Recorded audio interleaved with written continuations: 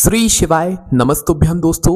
आप सभी लोग जानते हैं कि 23 सितंबर 2024 को है पितृपक्ष की षष्ठी तिथि, मतलब कि पितृपक्ष में जो छठ पड़ती है वो है। और दोस्तों इस पितृपक्ष का जो सोमवार है वो भी 23 सितंबर 2024 के दिन है। और दोस्तों इसी दिन किया जाने वाला पंडित जी ने एक उपाय भी बताया है जो कि अपनी पितृपक्ष शिव महापुराण कथा में बताया हुआ है। अभी पंडित जी पितृपक्ष में हर एक दिन एक नया उपाय बता रहे हैं जो कि हम हमारे चैनल पर डालते हैं, जो कि सिर्फ और सिर्फ इस पितृपक्ष का ही होता है। इसलिए आप लोग इस वाले उपाय को जरूर करना, जो कि सिर्फ और सिर्फ 23 सितंबर के दिन ही आप लोगों को करना है। और ये उपाय किसको करना है भाई? जिसका शादी विवाह नहीं हो पा रहा हो, जिसकी शादी में कोई अड़चने आ रही हो। विशेष रूप से हम कहेंगे कि ये उपाय माताएं बहनें सुने। माताएं बहनें जब ये उपाय सुनेंगी तो उनके बच्चों को वो अच्छे से बता सकेंगी और उनके बच्चों से जो है वो ये उपाय करवा सकेंगी, क्योंकि इस उपाय को करना उसी को है जिसका विवाह नहीं हो पा रहा है, जिसकी शादी नहीं हो पा रही है। चाहे वो लड़का हो चाहे वो लड़की हो, उससे कोई फर्क नहीं पड़ता। अगर आपकी शादी नहीं हो रही है, उम्र ज़्यादा हो गई है और बहुत सारी अड़चनें आ रही हैं, शादी होने ही वाली होती है कि कुछ ना कुछ प्रॉब्लम आ जाती है, किसी भी प्रकार की अगर ऐसी दिक्कत है जो कि आपकी शादी में विवाह में रुकावट डाल रही है और आपका शादी विवाह नहीं होने दे रही है, तो भाई आप लोगों को आज ये वाला उपाय ज़रूर करना चाहिए। मतलब कि 23 सितंबर को जो पितृपक्ष की छठ है और पितृपक्ष का जो सोमवार है, इस दिन आप लोगों को ये वाला उपाय ज़रूर करना है। ठीक है, तो आइए जानते हैं कि इस उपाय में आप लोगों को क्या करना है और कैसे ये उपाय करना है अपने शादी विवाह को कराने के लिए, है ना। और इस उपाय को करने के बाद दोस्तों पंडित जी ने खुद ही बोला है कि कुछ ही समय के अंदर आपका विवाह ऐसी जगह पक्का होगा, ऐसी जगह हो जाएगा जो कि बहुत ही अच्छी जगह होगी। ठीक है, तो आइए जानते हैं कि इस उपाय में आपको करना क्या है। तो देखो, इस उपाय को हमने आपको पहले ही बता दिया है, उसी व्यक्ति को करना है या उसी लड़का या लड़की को करना है जिसकी शादी नहीं हो पा रही हो, है ना, अड़चने आ रही हो, तो उसी को अपने हाथ से ये वाला उपाय करना है। माताएं बहनें सिर्फ उपाय को सुन सकती हैं, समझ सकती हैं, और बाकी उनको करवाना अपने बच्चों से ही, है ना। माताएं बहनें खुद ही उपाय नहीं कर सकती हैं, अपने बच्चों से ही करवाना जिसका शादी विवाह नहीं हो पा रहा है। ठीक है, तो इस उपाय में करना क्या है, सबसे पहले वो सुन लो। तो देखो, ये वाला जो उपाय है ना दोस्तों, ये वाला उपाय आप लोग कब करोगे? 23 सितंबर के दिन सुबह सुबह, मतलब कि पितृपक्ष की जो छठ पड़ेगी, षष्ठी तिथि पड़ेगी या सोमवार पड़ेगा, इस दिन सुबह सुबह आप लोग ये वाला उपाय करोगे। अगर सुबह जल्दी ना कर पाओ तो भाई 10, 11, 12 बजे से पहले पहले कभी भी कर लेना। मतलब दोपहर की जो 12 बजते हैं ना, उससे पहले पहले आप अपना ये वाला जो उपाय है इसे पूरा कर लेना। ये वाला उपाय शाम के समय प्रदोष काल में नहीं होगा, इस बात का भी ध्यान रखना, है ना।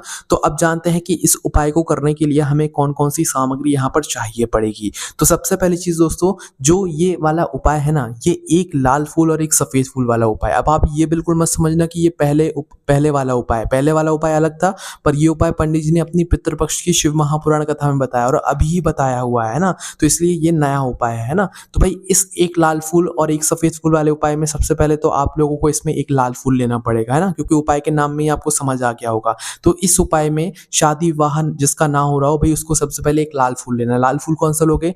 वो लाल फूल लोगे जो कि शिवलिंग पर चढ़ता हो, है ना। शिवलिंग पर चढ़ने वाला कोई भी एक लाल फूल आप लोगों को लेना है। उदाहरण के लिए गुलाब का फूल आप लोग समझ लो, है ना। तो सिर्फ और सिर्फ एक लाल फूल लेना है। लाल फूल आप कोई सा भी लो, हमने आपको उदाहरण के लिए गुलाब का फूल बता दिया है ना। बाकी सिर्फ और सिर्फ एक लाल फूल लेना है। उसके बाद में दोस्तों यहाँ पर आपको लेना है एक सफेद फूल, है ना। अब सफेद फूल कौन सा लोगे? सफेद फूल भी वो लोगे जो कि शिवलिंग पर चढ़ता हो, है ना। शिवलिंग पर चढ़ने वाला ही कोई एक फूल आप लोगों को लेना है ना। पर ऐसा नहीं करना है कि शिवलिंग पर से उठाकर फूल आप लोगों को लेने हैं, नहीं, खुद से लेकर आना है। खरीद कर लेकर आओ या वृक्ष से तोड़ो फूल के, है ना। तो एक लाल फूल लेना है और एक सफेद फूल लेना है। इसके अलावा और भी चीज है, वो भी सुन लो। तो देखो, एक लाल फूल आपने लिया, एक सफेद फूल आपने लिया, उसके बाद में आपको रखनी है 5 बेलपत्री, है ना। क्या रखनी है? 5 बेलपत्री। 5 बेलपत्री जो है दोस्तों, ये आप लोग पहले से तोड़कर रखना अगर तोड़ रहे हो वृक्ष से, क्योंकि सोमवार के दिन बेलपत्री नहीं तोड़ी जाती है ना।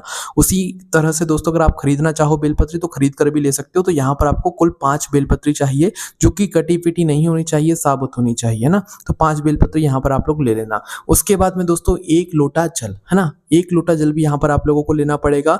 जो 1 लोटा जल लोगे वो आप अपने घर के परिंदे से लोगे, मतलब जहां पर आप अपना पीने का पानी रखते हो उस जगह से 1 लोटा जल आप लोग भर लेना जब आप इस उपाय को करने के लिए जा रहे हो। अगर वहां से ना लेना चाहो तो अगर आपके घर में ताजा जल आता है हैंडपंप से या जेट वगैरह से, तो आप वहां से भी जो है 1 लोटा ताजा जल भर सकते हो, है ना। तो भाई ये है पूरी उपाय की सामग्री। एक और बार सुन लीजिए आप लोग, ताकि आप लोगों को अच्छे से समझ आ जाए। इस उपाय में सबसे पहले आपको चाहिए एक लाल फूल, दूसरी चीज है एक सफेद फूल, तीसरी चीज है 5 बेलपत्री, चौथी चीज है 1 लोटा जल। तो ये सारी सामग्री जो है उस व्यक्ति को तैयार करनी है जिसका विवाह नहीं हो पा रहा है ना। माताएं बहनें या जो भी इस उपाय को समझ रहा हो वो अपने बच्चों को समझा सकता है पर कर नहीं सकता, करना उनके बच्चों को ही होगा जिसका विवाह नहीं हो पा रहा है ना। तो आपको अपने बच्चों को ऐसे ही जो है समझा देना या उनको ये वीडियो अच्छे से बता देना, वो अच्छे से समझ जाएँ, क्योंकि हम अपने हर उपाय को इतनी छोटी-छोटी सी चीज़ों को बारीकी से बताते हैं ताकि कोई भी उपाय जो है बहुत अच्छे से समझ जाता है ना।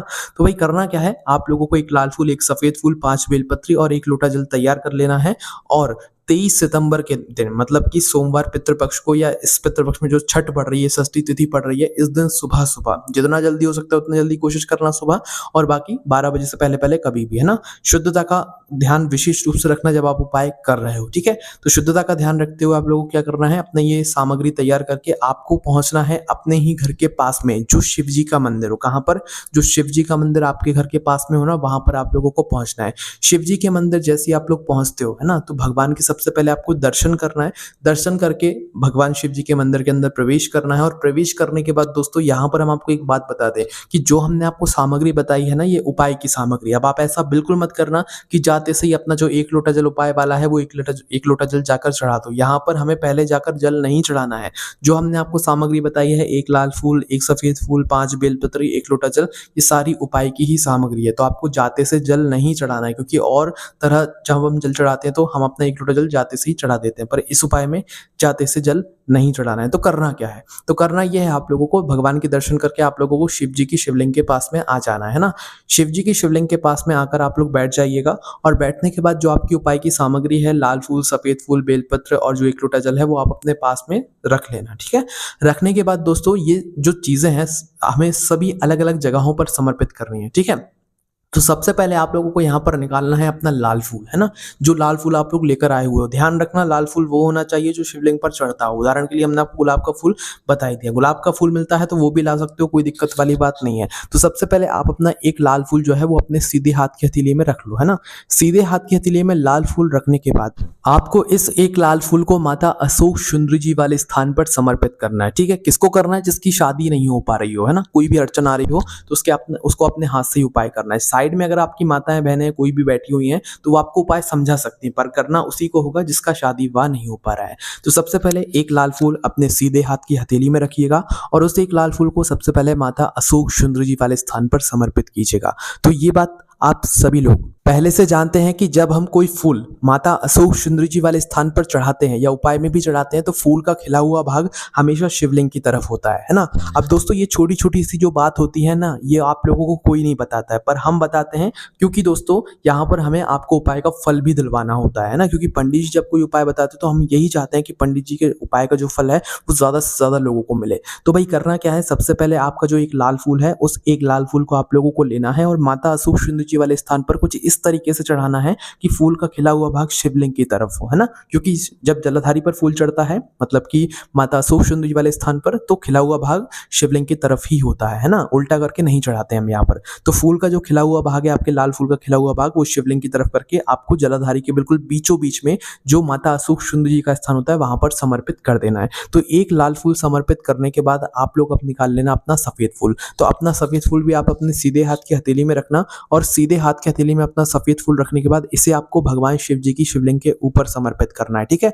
पहले लाल फूल समर्पित करना है, उसके बाद अपना सफेद फूल लेकर सीधे हाथ की हथेली से शिवलिंग के ऊपर समर्पित करना है। जब इस फूल को आप शिवलिंग के ऊपर समर्पित करोगे तो खिला हुआ भाग सामने की तरफ होना चाहिए, मतलब कि जो जलाधारी होती है उत्तर की दिशा होती है, जहां से जल बहता हुआ नीचे गिरता है, उस तरफ आप लोगों के सफेद फूल का मतलब खिला हुआ भाग होना चाहिए जब आप इस फूल को शिवलिंग के ऊपर चढ़ा रहे हो, है ना। सफेद फूल को शिवलिंग के ऊपर चढ़ाने के बाद अब बारी आती है आपकी बेलपत्र की। तो पांचों बेलपत्र को आप एक साथ जमा लेना, एक एक करके नहीं चढ़ाना है। यहाँ पर पांचों बेलपत्र अपनी एक साथ जमा लेना पहले तो, है ना। तो एक साथ पांचों बेलपत्र को जमाना है और जहां पर आपने शिवलिंग के ऊपर फूल समर्पित किया है उसी फूल के ऊपर आप लोगों को अपनी जो 5 बेलपत्र हैं वो समर्पित कर देनी है ना। अब बेलपत्र समर्पित करते समय भी हमें क्या करना होता है कि भाई जो बेलपत्र की डंडी होती है या तो वो हम उत्तर दिशा की तरफ करके रखते हैं, और अगर हमारी कोई मनोकामना होती है तो उस बेलपत्र की डंडी को हम अपनी तरफ करके रखते हैं ना। तो यहाँ पर आप लोग अगर चाहो तो भाई इस 5 बेलपत्र को आप जब एक साथ चढ़ाओगे तो उल्टा करके चढ़ाओगे, क्योंकि शिवलिंग पर उल्टी बेलपत्र चढ़ती है।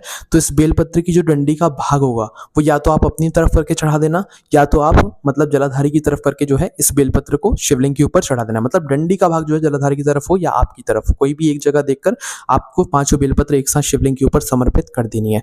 5 बेलपत्र जैसे ही चढ़ा देते हो, उसके बाद में आप लोग अपना 1 लोटा जल उठा लेना, ठीक है? अब 1 लोटा जल जो आप चढ़ाओगे वो बैठकर भी चढ़ा सकते हो, खड़े होकर भी चढ़ा सकते हो, पर खड़े होकर चढ़ाओगे तो ज़्यादा बेहतर रहेगा, ठीक है?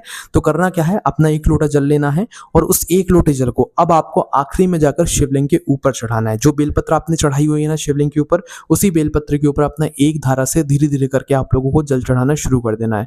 और उपाय करते समय या जल चढ़ाते समय भगवान शिव जी के नाम का उच्चारण ज़रूर कर लेना, भगवान शिव जी के नाम का जाप ज़रूर कर लेना। एक धारा से धीरे-धीरे करके जैसे ही आप लोगों का जल चढ़ जाता है, जल चढ़ने के बाद जो भी उपाय कर रहा हो, लड़का हो चाहे लड़की हो, उसे शिवलिंग के पास में ही बैठकर भगवान शिव जी से एक बार प्रार्थना करना है। और इस उपाय को करते समय अपने पितरों का भी स्मरण रखिएगा, ठीक है? तो भाई आप लोगों को वहाँ पर बैठना है और भगवान से और अपने पितरों से ये प्रार्थना करना है कि आपकी शादी जो है वो बहुत जल्द हो जाए, या कोई भी अड़चन आ रही है, कोई भी रुकावट आ रही है, तो उसका स्मरण करके भगवान से निवेदन करना है, पितरों से निवेदन करना है कि वो सारी दुख और परेशानी को दूर करें और शादी विवाह में जो भी अड़चनें आ रही हैं उनको दूर करें और उनका शादी विवाह अच्छे से हो जाए, ठीक है? इस तरीके से आपको अपने भगवान से, शिव जी से प्रार्थना करना है, पितरों से प्रार्थना करना है और वहाँ पर भगवान को धो देकर वहाँ से उठ जाना है, ठीक है?